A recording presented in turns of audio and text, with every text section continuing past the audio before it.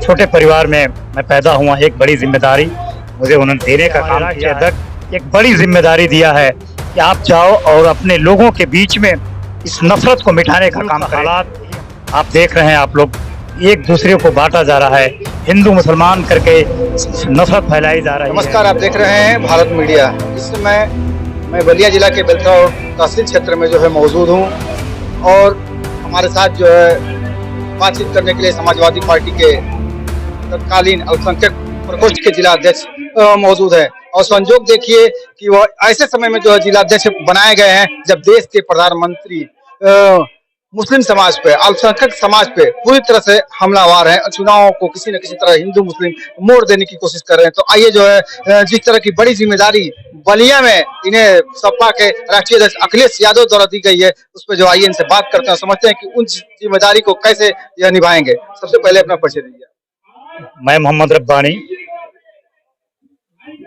Bilsa road, ग्राम पड़सरा जुड़न। इस तरह से कठिन समय में जबकि देश के प्रधानमंत्री जो है मुस्लिमों पर, अल्पसंख्यकों पर पूरी तरह से हमलावर है और देश के चुनाव को, जो लोकसभा चुनाव हो रहा है, उसे हिंदू मुस्लिम बनाने में कोई कोर कसर बाकी नहीं रखना चाहते हैं। ऐसे समय में आपको बलिया जैसे महत्वपूर्ण जिले की जिम्मेदारी समाजवादी पार्टी के राष्ट्रीय अध्यक्ष जी द्वारा दी गई है, इस पर जो सबसे पहली प्रक्रिया आपकी क्या होगी? मैं अपने पार्टी के नेता राष्ट्रीय अध्यक्ष अखिलेश यादव का मैं शुक्रगुजार हूँ कि एक छोटे परिवार में मैं पैदा हुआ। एक बड़ी जिम्मेदारी मुझे उन्होंने देने का काम किया है और इंशाअल्लाह मैं बाखूबी इसे निभाने का काम करूंगा।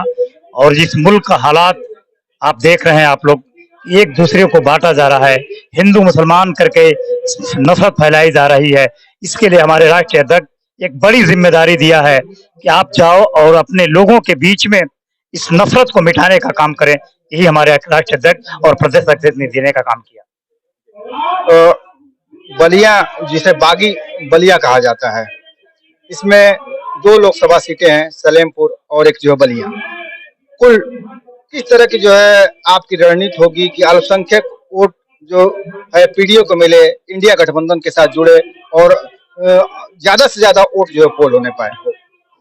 बेशक इस मुल्क के हालात को देखते हुए मुसलमान पूरी मुस्तैद के साथ खड़ा है कि हमारी इज्जत आबरू, बेशक हमारी इज्जत आबरू की जिम्मेदारी अल्लाह के ऊपर है, लेकिन ये सियासत जो संविधान ने डॉक्टर भीमराव अंबेडकर ने दिया है, उसको मैं पालन करते हुए और एक मोटिवेशन, एक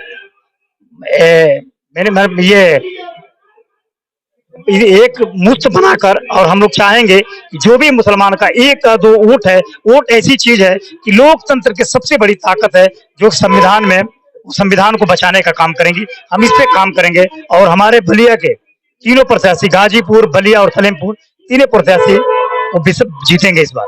इसलिए कि देश की हालात बहुत नाजुक है, इसलिए कि देश के नौजवान बेरोजगार है। यहाँ बात हो रही थी 15 लाख की, यहाँ बात हो रही थी 2 करोड़ नौकरी देने की, यहाँ बात हो रही थी शिक्षा और बेटी बचाओ बेटी पढ़ाओ, लेकिन ये सारे लोगों को भुलाकर एक मुफ्त हिंदू मुसलमान की बात की जा रही है और मुसलमानों को बेकसूर फंसाया जा रहा है। और मुल्क, ये हमारा मुल्क है और कल भी मुल्क रहेगा और आज भी रहेगा। कहीं कहीं देखा गया जैसे चुनाव हो रहे हैं, अली तरह जी, जैसे कहीं कहीं चुनाव हो रहे हैं तो मुस्लिम वोटरों का इस तरह से जो है बातें सामने आई हैं कि उन्हें परेशान किया जा रहा है। अगर इस तरह की शिकायत अगर इस चुनाव में आए और मुस्लिम वोटर को धमकाया जाए तो किस तरह से आपकी पार्टी, आपकी तरफ से उनकी मदद हो सकती है? बेशक बात तो ये सही है, लेकिन हम लोग एक मुस्तैद होकर, एक जिम्मेदारी है कि हम अपनी लड़ाई लड़ना पड़ेगा। हम तो हुसैन को मानने वाले हैं, हम तो इमाम हसन हुसैन को मानने वाले हैं। वो अपनी लड़ाई लड़े, लेकिन खैर अपनी भी लड़ाई लड़ने के लिए एक मुस्तैद होना पड़ेगा कि इसलिए कि हम अपनी एक मुफ्त वोट हम समाजवादी पार्टी को दे। और समाजवादी पार्टी एक ऐसी पार्टी है जो कि हमारी मदद कर सकती है। और मुलायम सिंह यादव दुनिया से चले गए, वो अमर रहे, लेकिन अखिलेश यादव मुसलमानों की मदद करने की कोशिश करेंगे, यही हमारी उम्मीद है। बलिया में क्या उम्मीदें हैं आपको? जो 3 लोकसभा सीट, एक घोसी को जोड़ लीजिए, 4 हो गई, चारों में जो क्या किस तरह की संभावनाएं आप देख रहे हैं? बेशक लड़ाई बहुत मुस्तैद है और इस वक्त जो इस मुल्क ये सलेमपुर की जनता हो या बलिया की जनता हो या गाजीपुर हो या घोसी हो, सारे लोगों के अंदर एक नफरत फैलाया जा रहा था, लेकिन वो नफरत खत्म हो गया। एक लोगों को बहकाया जा रहा था कि मुसलमान ऐसे करते हैं, वो ऐसे करते हैं, लेकिन ऐसी कुछ बात नहीं है।